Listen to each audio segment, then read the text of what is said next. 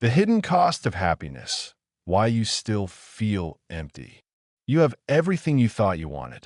The successful career, the loving relationship, the comfortable lifestyle, the achievements you once dreamed about.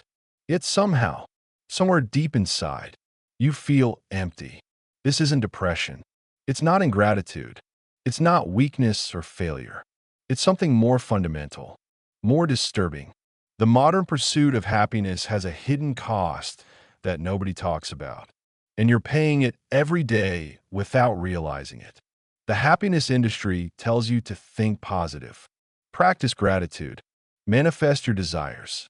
But these solutions don't address the real problem. They're band-aids on a wound they can't see.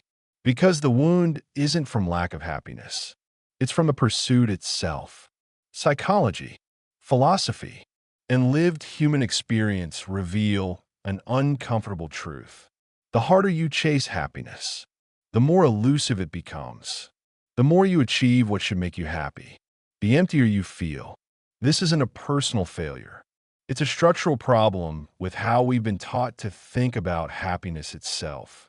Understanding this hidden cost changes everything, not by making you give up on joy or fulfillment, but by revealing what genuine satisfaction actually requires, and why the conventional path to happiness leaves so many people feeling hollow inside. The hedonic treadmill, why achievement feels empty. You worked years for that promotion, that degree, that house, that relationship, and when you finally got it, the satisfaction lasted maybe a week, maybe a month. Then you're back to baseline, looking for the next thing that would finally make you happy. This isn't personal weakness. It's called the hedonic treadmill, and it's built into human psychology. The adaptation mechanism. Our brains are designed to adapt to circumstances. This was useful for survival. It helped our ancestors adjust to hardship without giving up, but also means we adapt to positive changes just as quickly. The new car that thrilled you becomes just transportation. The dream house becomes just where you live. The exciting relationship becomes routine. Your brain categorizes these achievements as normal and stops producing the reward chemicals that made them feel special.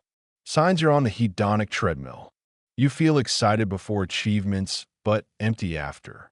You're always thinking about the next goal before completing the current one. Past successes don't bring you satisfaction anymore.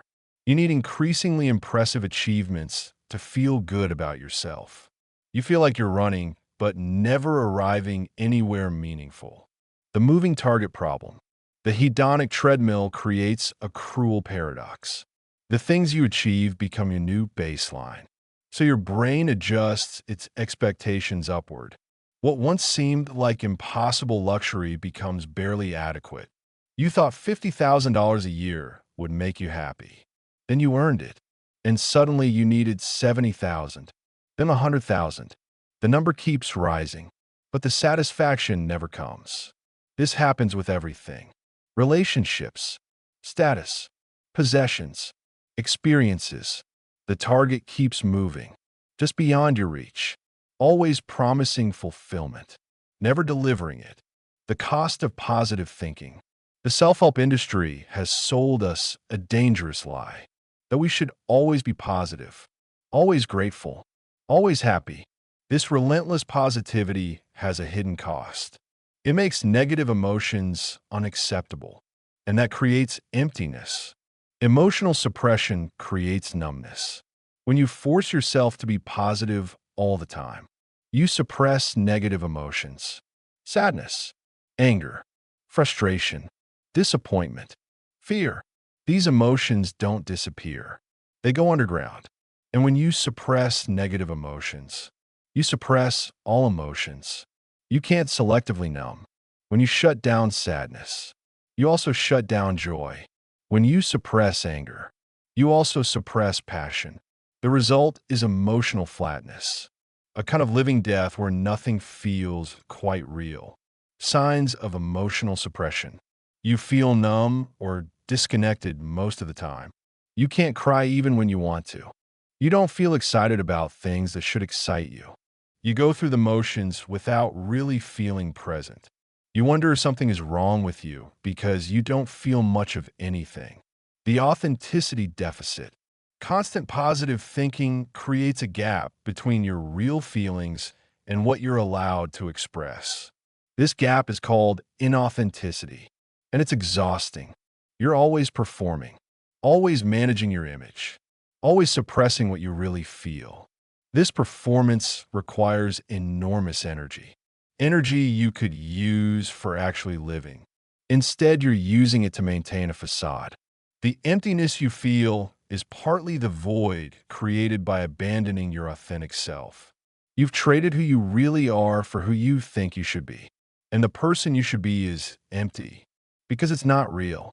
Toxic positivity in relationships. This pressure to be positive destroys intimacy in relationships. Real connection requires vulnerability, the ability to share struggles, fears, disappointments. When you're always positive, always fine, always grateful, there's no space for genuine human connection. Your relationships become superficial. Everyone performing positivity at each other. Nobody sharing their real experience. The result is profound loneliness, even when surrounded by people. The meaning crisis. Perhaps the deepest source of emptiness is the meaning crisis. We've been taught that happiness is the goal, but happiness without meaning is empty. And modern life has systematically stripped away the traditional sources of meaning. The collapse of grand narratives. Previous generations had grand narratives that gave life meaning. Religion, national purpose, family legacy, progress toward utopia. These narratives had problems, but they provided answers to fundamental questions. Why am I here? What's my purpose? What matters? Modern secular individualism has deconstructed these narratives without putting anything substantial in their place. We're told to find ourselves and create our own meaning, but most people don't know how. The result is existential emptiness. Signs of the meaning crisis. You feel your life lacks purpose or direction. Your daily activities feel pointless or arbitrary. You wonder what you're working toward or why it matters. Success feels hollow because you're not sure what you're succeeding at. You envy people who seem to have clear purpose or calling. The paradox of choice. Modern life offers unprecedented freedom and choice. This should make us happy. Instead, it often creates paralysis and regret. When everything is possible, nothing feels necessary. When you could be anything, it's hard to commit to being something specific. This abundance of choice creates what psychologist Barry Schwartz called the paradox of choice. More options lead to less satisfaction because we're always wondering if we made the right choice, always questioning if we should have chosen differently. The substitution of pleasure for meaning. In the absence of clear meaning, we've substituted pleasure and comfort.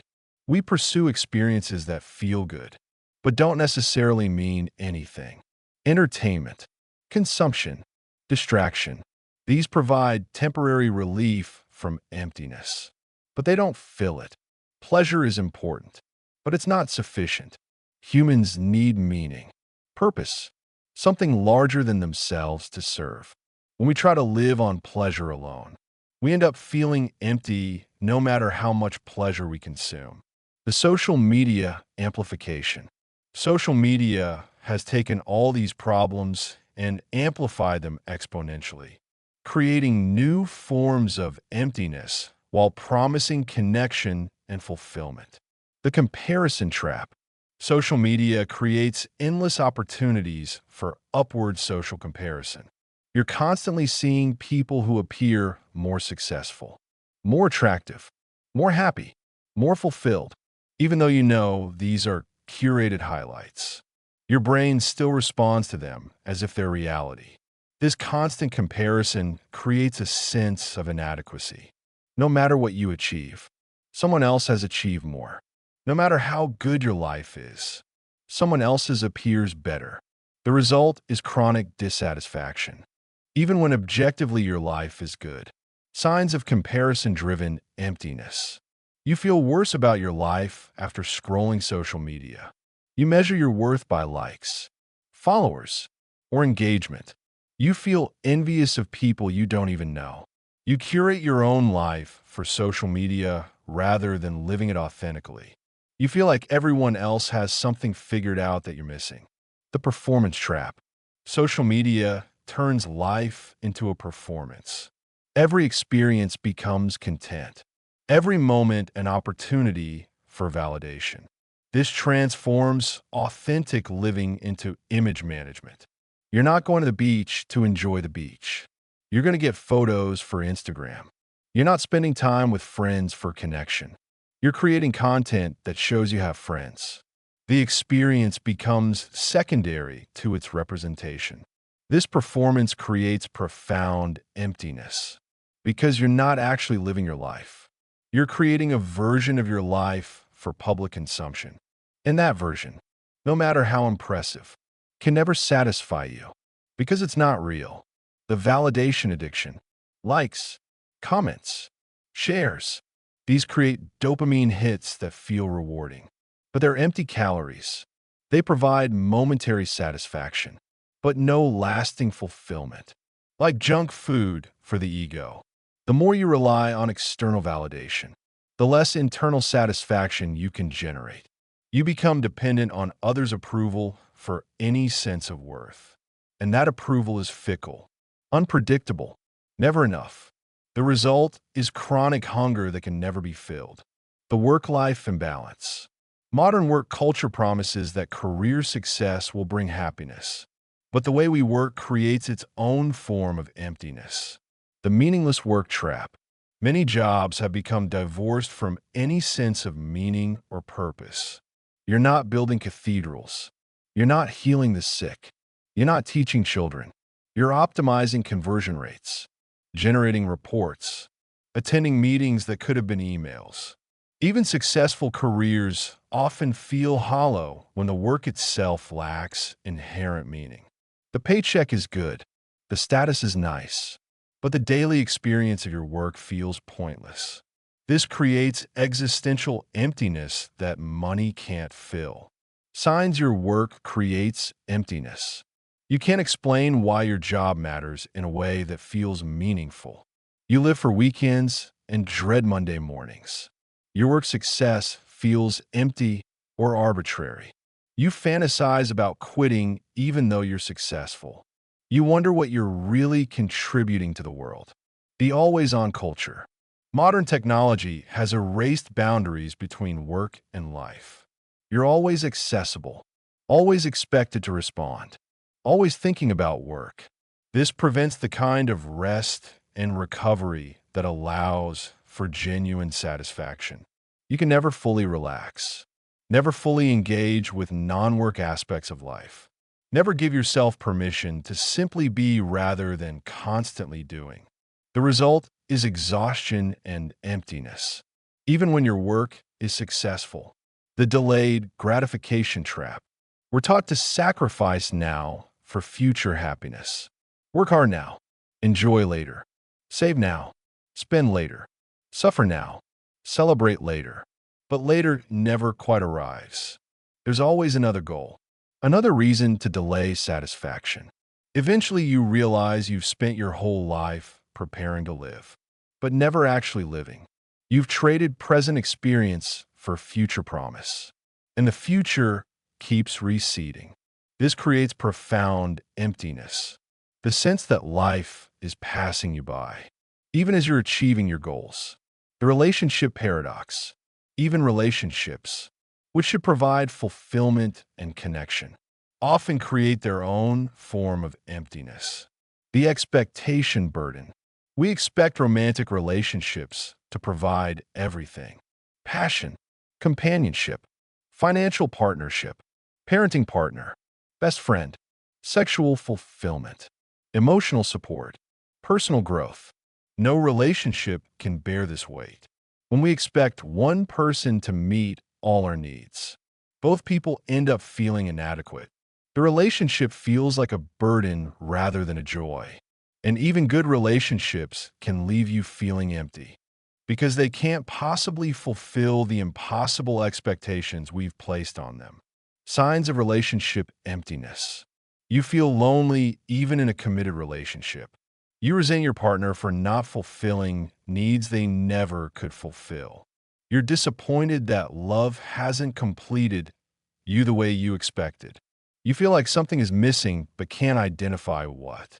You wonder if you're with the wrong person even though there's no major problem. The authentic connection deficit.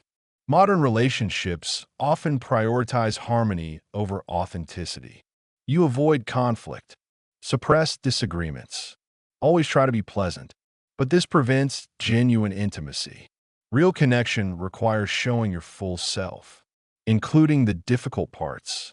When relationships require constant performance of happiness, they become another source of emptiness.